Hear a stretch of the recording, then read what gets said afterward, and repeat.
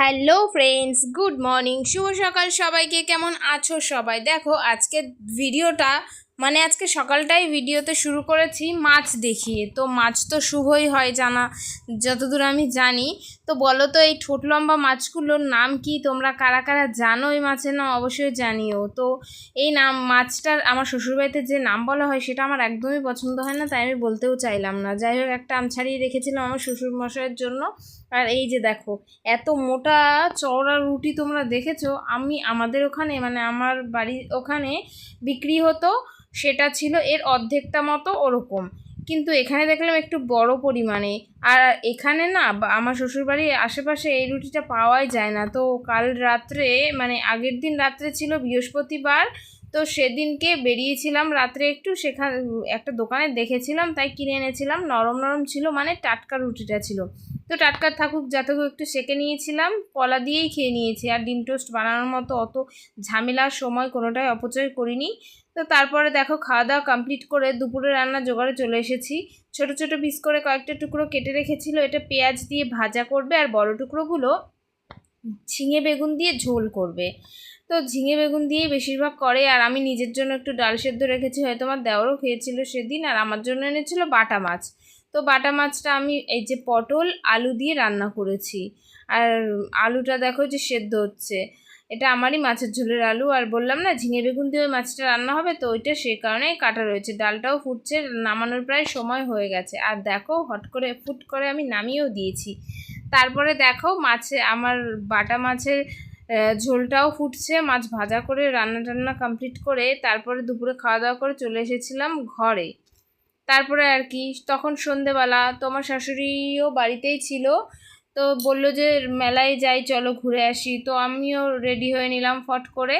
তো সন্ধেবেলা যেহেতু, আর এটা ছিল সোজা রথের দিন, আমিও চট করে রেডি হয়ে নিয়েছি দেখো।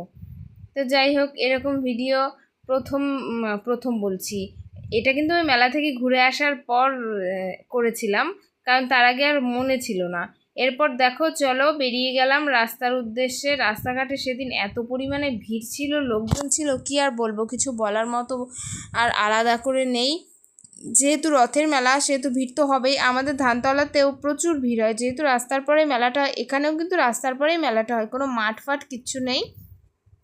তো প্রথমে ঢুকে এখানে দেখো লাইন দিচ্ছিল সবাই পাঁপড় ভাজা খাওয়ার জন্য।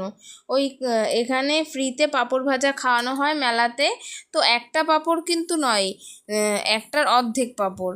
তো তারপর দেখো আমরা মেলায় লাইন দিয়ে দিয়েছি। এখানে আমি আমার শাশুড়ি দুইজনেই এসেছিলাম, আর কেউ আসেনি বিশেষ।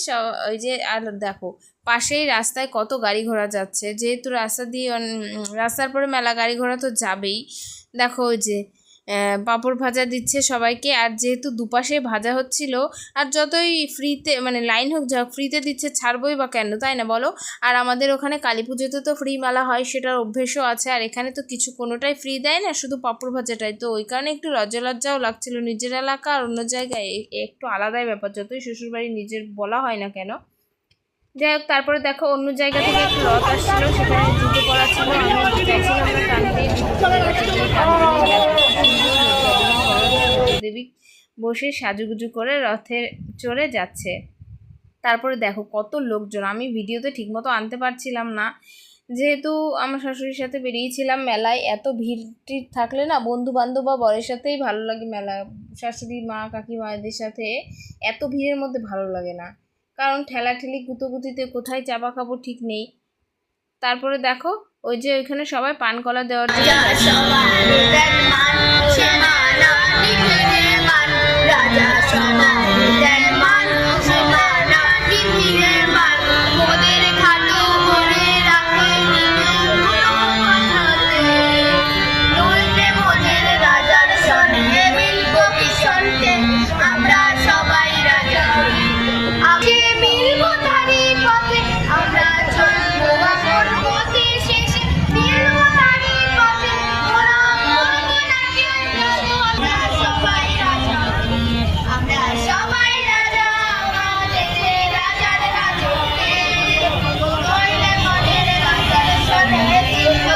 আমারও ঠিক জানা নেই জগন্নাথ দেবকে কেন পান কলা নিবেদন করা হয়, আমি কখনোই শুনিনি। এই শ্বশুরবাড়িতে এসে এই 2 বছর ধরে আমি জানতে পারছি যে জগন্নাথ দেবকে নাকি পান কলা নিবেদন করা হয়। কী কারণে আমি জানি না, পান কলাতেই হয়তো উনি সন্তুষ্ট হন। তো যাই হোক, তারপরে ওখানে দেখেছিল তো কতটা পরিমাণে ভিড়, আর একটা বাচ্চাদের না মানে গান কবিতা এসবেরও মানে আয়োজন করা হয়েছিল, সেসবও হচ্ছিল। দেখো আরও একটা রথ যাচ্ছিল, তো আমি টুক করে একটু ভিডিও করে নিলাম। সবাই রথ সাজিয়ে গুজিয়ে কী সুন্দর বের হয়েছে, কিন্তু এত রাত্রে কেন রথটা নেই বুঝতে পারলাম না। তারপরে দেখো এখান থেকে ঘুগনি নিয়ে বাড়িতে চলে এসেছিলাম, কিছুই আর মেলা থেকে খাওয়া দাওয়া হয়নি। তো চলো বাড়িতে চলে যাই, কারণ এখানে প্রচুর ভিড়, অত ঠেলাঠেলি করে আমার শাশুড়িও চলতে পারছে না, আর আমারও ঠিক পোষাচ্ছে না। তো তারপরে ওই রাস্তা দিয়ে দেখো বাড়িতে চলে আসছিলাম, আসার পথেও কিন্তু প্রচুর ভিড় ছিল। তো ভিডিও করতে কেন ছাড়বো, এমনি ভিডিও করা হয় না। আর এটা এতদিন আগের ভিডিও, আমার মানে ভিডিও এডিট করার অভাবে সুযোগ পাচ্ছি না, সময় পাচ্ছি না। তো সেই জন্য অনেকটাই লেট হয়ে গেল ভিডিওটা এডিট করতে ছাড়তে। সোজারথ গেছে আজ থেকে বহুদিন আগে, প্রায় 15 দিন হয়ে গেছে। এই যে দেখো বাড়িতে চলে এসেছি। বাড়িতে চলে আসার পর ওখান থেকে একটু পাঁপড় ভাজা খেয়েছিলাম আর একটু ঘুগনিও খেয়ে নিয়েছি। তারপরে খাওয়া দাওয়া করে আর তোমাদের সামনে আবার দেখাচ্ছি। আমি কিন্তু চেঞ্জ করিনি, আমার বরের সাথে রাত্রে আবার বেরিয়েছিলাম। তো তার আগে একটু বসে ঘুরে গল্প মানে টিভি দেখে ফোন টিপে নিয়েছে। এই যে দেখো আবার বেরিয়েছি, তখন কিন্তু রাস্তাঘাট পুরোই ফাঁকা, কারণ 10:30টার বেশি বাজে। এত রাত্রে কে মেলায় যায় বা কে মেলায় থাকে। তো দোকান বন্ধ করে এসছে, বললাম ওই বললো যে যাবে, তো আমি বললাম ঠিক আছে, ঘুরতে বেড়াতে আর না করবো কেন। তারপর আবার স্কুটিতে করে হাঁটতেও হবে না কষ্ট করে। তো দেখো তারপরে চলে গেছিলাম, মেলাটা কিন্তু বেশ ফাঁকা।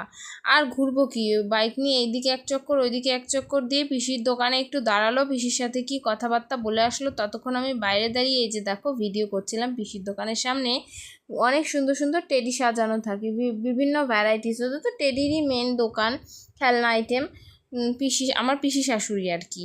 তো তাই আমি বাইরে দাঁড়িয়ে একটু ভিডিও করছিলাম, ভেতরে কাস্টমারও ছিল, আর ও গিয়ে কি গল্প সল্প করে চলে এসছে। তারপরে দেখো একটা দোকানে গেলাম জিলিপি কিনতে।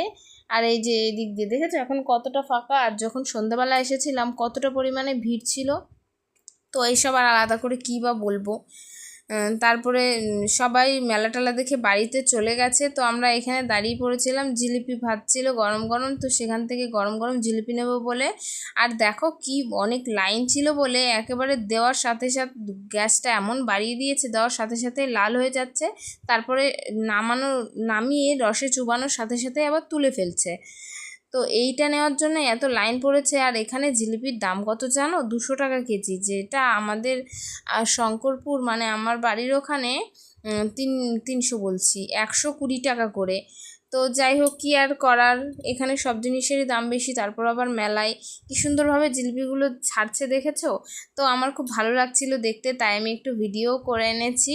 তো আমরাও দাঁড়িয়ে থেকে এখান থেকে জিলিপি নিয়ে নিয়েছিলাম, যদিও আমি তো জিলিপি খাইনি, আমি নিজের জন্য বাদাম ভাজা নিয়েছিলাম। এই যে দেখো, তো বাদামগুলো না অনেকটাই পচা ছিল। যাই হোক ঠকিয়ে দিয়েছে উনি আমাদেরকে। তো আজকের মতো টাটা, দেখা হচ্ছে নেক্সট ব্লগে, টাটা।